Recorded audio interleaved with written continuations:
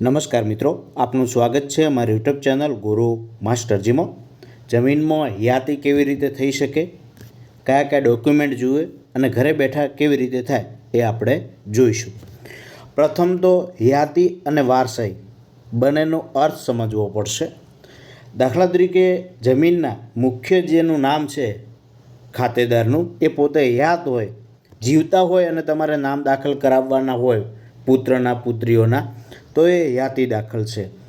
જમીનના મુખ્ય ખાતેદાર જેનું નામ છે એ પોતે અવસાન થઈ જાય છે અને તમારે નામ દાખલ કરાવવાના બાકી રહી ગયા છે, તો એને વારસાઈ કહેવાય છે। આ બંનેનો અર્થ તમને સમજાઈ ગયો હશે। તો ચાલો હવે જોઈએ। સૌપ્રથમ તમારે ગૂગલ સર્ચમાં જવાનું છે અને ત્યાં IORA ગુજરાત લખવાનું છે અને તેના ઉપર સર્ચ કરવાનું છે। જેવું તમે સર્ચ કરશો એટલે આ પોર્ટલ આવી જશે। તેની ઉપર તમારે ઓનલાઈન જે એપ્લિકેશન લખેલું આવે છે તેના ઉપર તમારે ક્લિક કરવાનું છે। ત્યાં ક્લિક કરશો એટલે નવી અરજી આવશે। તેની અંદર તમારે હકપત્રક સંબંધિત જે અરજી છે તેના ઉપર તમારે ક્લિક કરવાનું છે। એ ક્લિક કર્યા બાદ અહીં તમને 3 ઓપ્શન દેખાશે, વારસાઈ અને હયાતી। તો આપણે અત્યારે હયાતીનું જોવાનું છે, તો તેના ઉપર ક્લિક કરીએ।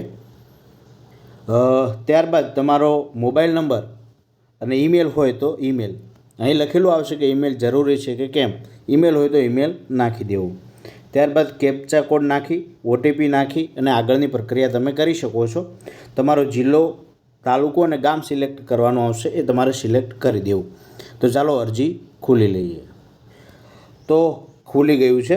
અરજીને લગતી તમામ વિગતો ગુજરાતી યુનિકોડ શ્રુતિ ફોન્ટમાં જ ભરવી। એક કરતાં વધુ ખાતા માટે દરેક ખાતા માટે અલગ અલગ અરજી કરવાની રહેશે। તો અહીં અરજદારનું નામ લખી દેવાનું છે તમારે, એમનું પૂર્ણ રીતે સરનામું લખી દેવાનું છે, ગામ, પિનકોડ, નંબર, મોબાઈલ નંબર। ત્યારબાદ અરજદાર સ્ત્રીનો જે ખાતેદાર છે એનો સંબંધ શું છે, કે પુત્ર છે, પત્ની છે કે પુત્રીઓ છે, એ તમારે અહીં સિલેક્ટ કરવાનું છે। ત્યારબાદ તમારે પેઢીનામું લાવવાનું છે તલાટી કમ મંત્રી પાસેથી। એમનું નામ, તલાટી કમ મંત્રીનું, પેઢીનામું, કર્યા તારીખ, અને ખાસ જ્યારે તમે પેઢીનામું લો ત્યારે જાવક નંબર તમારે જોઈ લેવાનો છે। તો અહીંયા આપણે મિત્રો હયાતીમાં હક દાખલ કરાવીએ છીએ, તો એ સંમતિ લેખ તમારે એ કરાવવાનો છે। એ તમે વકીલ પાસેથી તમને મળી જશે। તો એ સંમતિ, એનો જે સ્ટેમ્પ છે એનો નંબર, સ્ટેમ્પની તારીખ અને લેખ નોંધણીની તારીખ તમારે અહીં નાખવાની છે। ત્યારબાદ તમારે અહીં ખાતા નંબર સિલેક્ટ કરવાનો છે।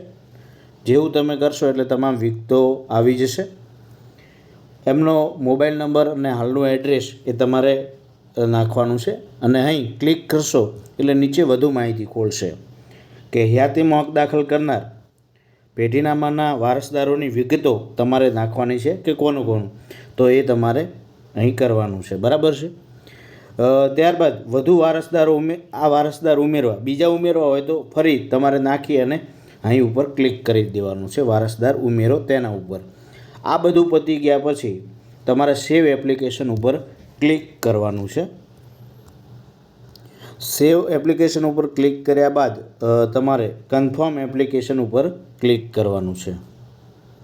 ત્યારબાદ અપલોડ ડોક્યુમેન્ટ ઉપર ક્લિક કરવાનું છે અને તમારે અરજીપત્રની નકલ, જે લાલ અક્ષરમાં દેખાય છે, તલાટી દ્વારા ઇસ્યુ કરેલ પેઢીનામું અને હયાતીમાં હક દાખલ સંમતિ લેખ, આ 3 ડોક્યુમેન્ટો તમારે અપલોડ કરવાના છે।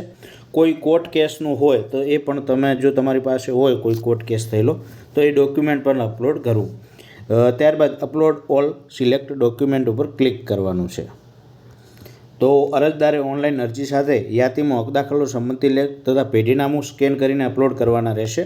આ પ્રમાણે ઓનલાઈન સબમિટ કર્યા તારીખથી મહત્તમ 15 દિવસમાં અરજી, યાતીમાં હક દાખલનો સંમતિ લેખ તથા પેઢીનામાના અસલ દસ્તાવેજો જે તે તાલુકાના ઈ-ધરા કેન્દ્ર ખાતે રજૂ કરવાના રહેશે।